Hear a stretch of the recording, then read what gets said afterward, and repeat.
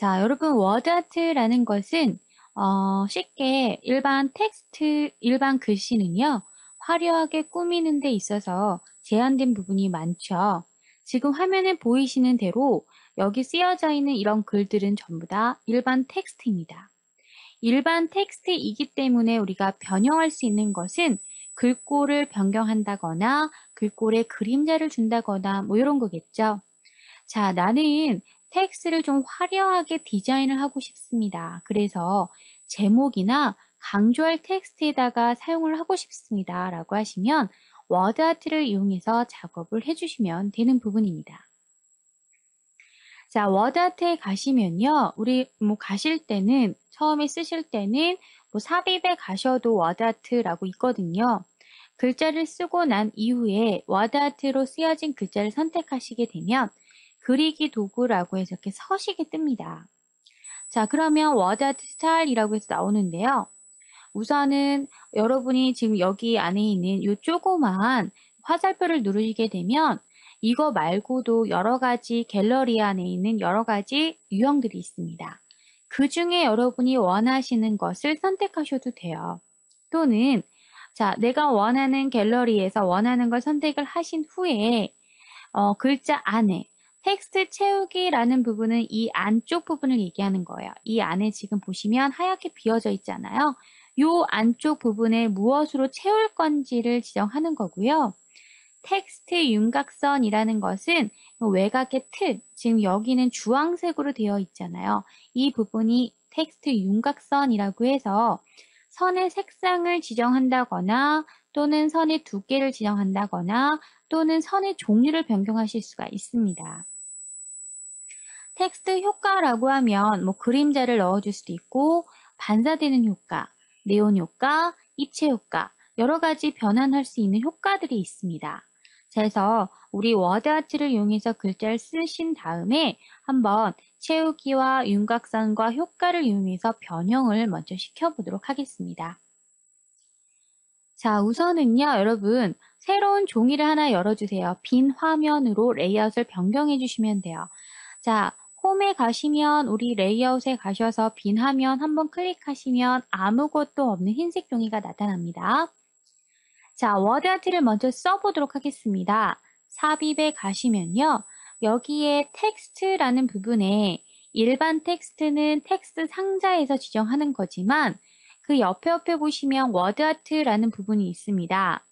워드아트를 선택하시게 되면 기본적으로 어떤 글씨로 쓸 건지 글씨체 물어보죠. 우리 가장 기본적으로 그냥 우리 요거 한번 해볼게요. 자, 그러면 우선 내용을 적으래요. 파워포인트 2010이라고 입력을 해보도록 하죠. 자, 그러면 우선은요, 일반 글씨체와는 조금 틀리다라는 게 느껴지실 거고요.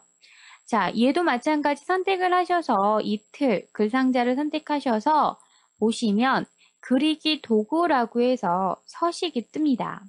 이 서식을 클릭하시게 되면 도형의 스타일, 워드아트 스타일이 나오는데요. 자, 이 도형의 스타일은 우리 나중에 도형을 배울 때 같이 해볼 거고요. 지금은 여기는 워드아트 스타일로 갑니다. 자, 빠른 스타일을 누르시게 되면 이 중에서 내가 원하는 다른 걸로 마우스를 클릭하지 않고 그냥 갖다만 내도요. 옆에 보시는 것처럼 미리 보기 기능이 되어서 어떠한 효과가 들어가는지 한눈에 확인하실 수가 있습니다. 그래서 내가 원하는 것을 선택을 하시는 겁니다. 자, 저는 우선 요거 한번 해보도록 하죠. 요걸로 할까요? 자, 이렇게 선택을 했습니다. 하지만 나는 이 안에 들어가는 요걸 좀 키워볼까요? 너무 작나요? 이 안에 들어가는 글자라든가 이런 부분을 여기 보시면 글자 크기라든가 이런 부분들을 좀 다시 설정해보고 싶습니다. 라고 하시면 어디로 들어가면 될까요? 여기 보이죠? 자, 얘는 글자 안에 어떤 색깔을 채울 건지 나는 예를 들어 노란색으로 채우겠다. 그럼 노란색 보이시나요? 빨간색으로 채우겠다. 그럼 빨간색 보이시죠? 그 옆에 보면 갈색으로 채우겠다. 진한 빨강인가요? 자, 진한 빨강을 선택해 보도록 할게요. 그러면 화면에 보이는 것처럼 이 안에 빨갛게 색깔이 채워지는 게 보이실 거예요. 자, 그리고 나서 자, 요번엔 테두리죠. 테두리. 테두리는 우리 뭐 파란색도 있고요. 또는 녹색도 있고요. 주황색도 있고요. 뭐 하늘색도 있고요. 보라색도 있습니다. 자, 우리 뭘로 할까요? 초록색으로 한번 넣어보도록 할게요. 그러면 테두리가 이렇게 초록색으로 바뀝니다. 자, 그리고 나서 나는 보시면 두께도 좀 지정하고 싶습니다. 라고 하시면 이 초록색의 두께가 얇아질 수도 있고요. 그러면 약간 흐릿하게 나오는 게 보이죠? 또는 두께 부분을 나는 두껍게 4포인트까지 주겠다. 그러면 외곽의 테두리가 너무 두꺼워서 안에 빨간색이 잘 보이지가 않네요. 자, 이런 식으로 두께를 조절하실 수가 있습니다. 보이시죠? 자, 또는요. 대시라고 해서 이 선이 지금 현재는 실선이지만 나는 점선으로 바꾸겠다라고 하시면 이렇게 글자체 자체가 점선으로 바뀝니다. 자, 지금 현재 선에 너무 얇아서 잘 보이지가 않네요. 좀 키워볼게요. 그러면 보이시죠?